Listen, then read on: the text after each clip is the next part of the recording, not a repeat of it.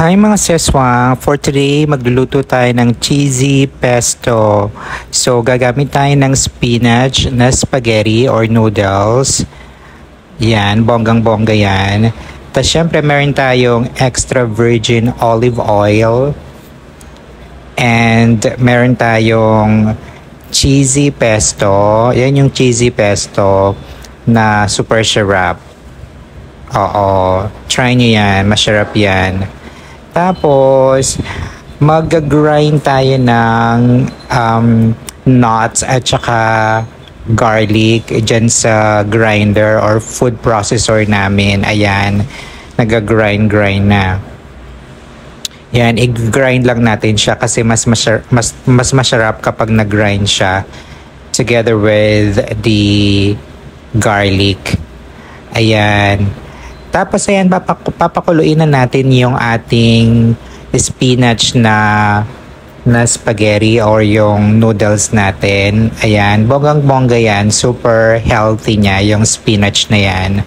Pwede nyo i-try. Oo, tsaka masarap siya actually.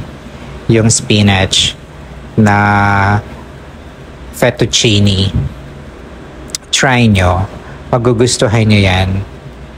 Yan, papakulayin lang natin yan, syempre, yung spinach hanggang sa maluto siya. Habang niluluto natin yung noodles, takpan muna natin siya. Iluluto na natin yung cheesy pesto. Saglit na saglit lang naman yan. Super dali lang ng recipe na to. Ayan, lulutuin lang natin siya ng very light, yung cheesy pesto. Siyempre, meron din yung extra virgin olive oil. Tapos ilalagay natin yung ginrind natin kanina na nuts at saka yung garlic. Ayan. Yung ginrind natin kanina, ilalagay natin siya. Tapos, i-mix-mix lang natin siya. Ayan, halo-halo lang. Siguro mga 2 to 3 minutes lang or less. Depende sa parang tansya-tansya lang. Since nga, okay na siya, tas okay na rin yung noodles natin. Ayan, inahon na natin yung noodles natin kanina, 'di ba?